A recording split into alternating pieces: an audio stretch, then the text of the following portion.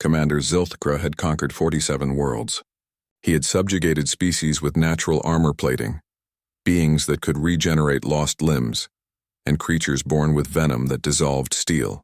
None of them had prepared him for the small, soft-skinned creature currently sitting cross-legged in the training compound, humming an inexplicable tune while braiding grass.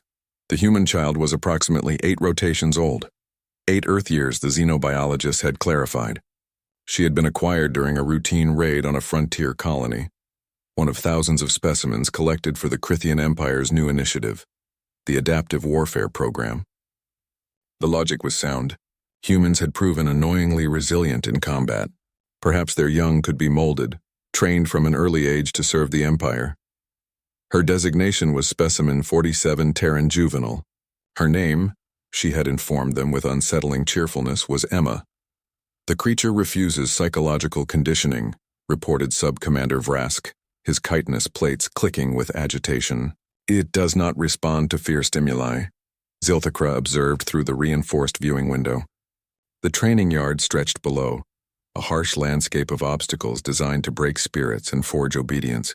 63 other juvenile specimens from various species cowered in their designated zones, already showing signs of compliance. Emma was teaching them a game. What is she doing?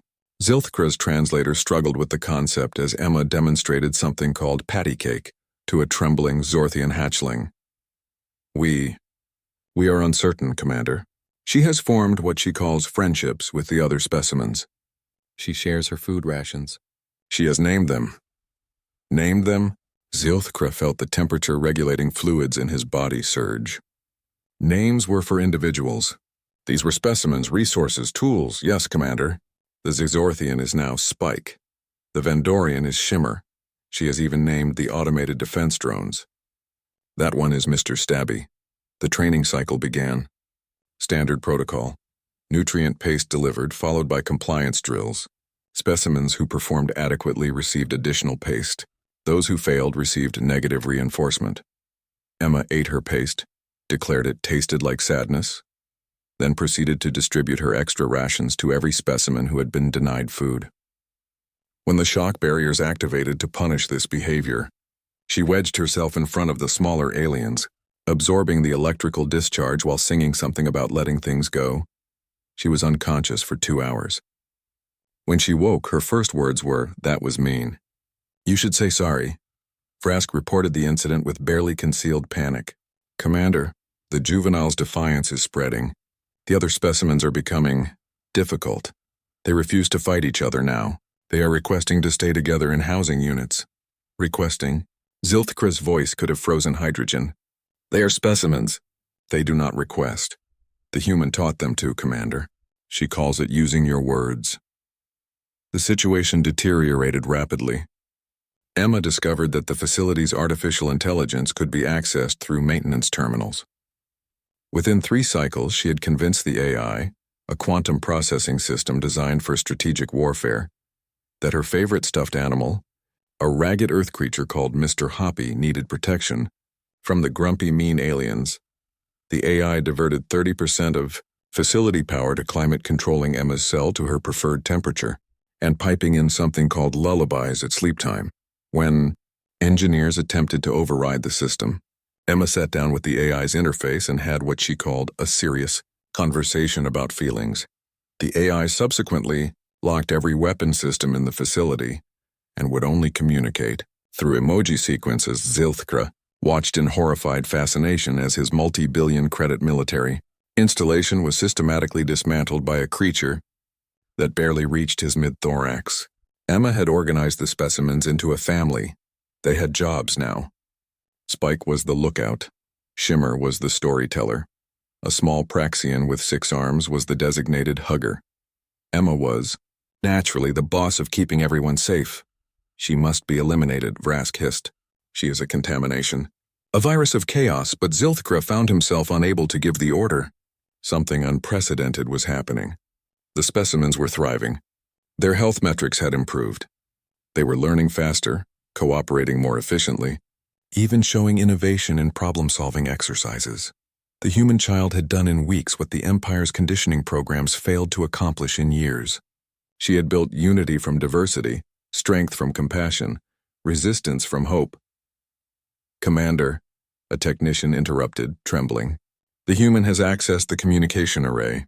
She is broadcasting.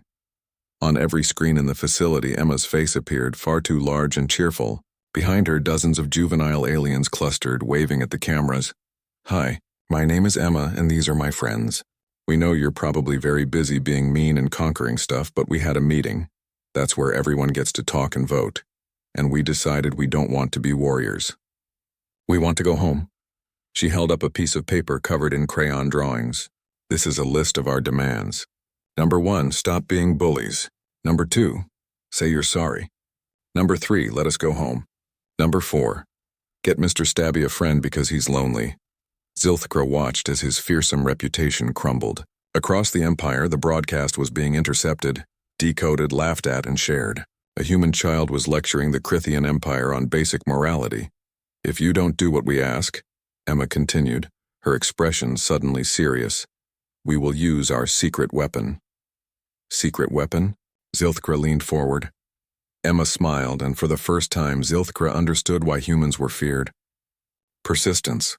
My mom says humans are really, really good at not giving up, so we'll just keep asking, forever. We'll ask so much you'll get tired of hearing us ask, and we'll teach everyone else to ask too. We'll outstubborn you." The transmission ended. Silence filled the command center. Vrask's voice was hollow. "What do we do, Commander?" Zilthkra looked at the frozen image of Emma's determined face, surrounded by alien children who no longer looked like specimens, but like people. He thought of 47 conquered worlds, of countless battles won through, strength and fear. He had never considered that the most dangerous human weapon might be an 8-year-old with crayon, drawings, and an unshakable belief in fairness. "Prepare the transport ships," he said quietly. "Send them home. All of them. Commander?" "You heard me, Sub-Commander." Zilthkra deactivated the screen, suddenly exhausted. "We cannot win against something that refuses to be broken. The human child has taught me something valuable. There are forces in the universe more powerful than weapons." As the facility began processing releases, Emma's voice echoed through the corridors one last time, leading her family in a song about friendship. Somewhere, Mr. Stabby's defense protocols flickered in what might have been a mechanical sigh of relief. The Krithian Empire had trained countless warriors, but they had never faced someone who fought with hugs, demanded justice with crayon art, and weaponized the simple, devastating power of a child who believed everyone deserved kindness. They never tried to recruit human children again. The end.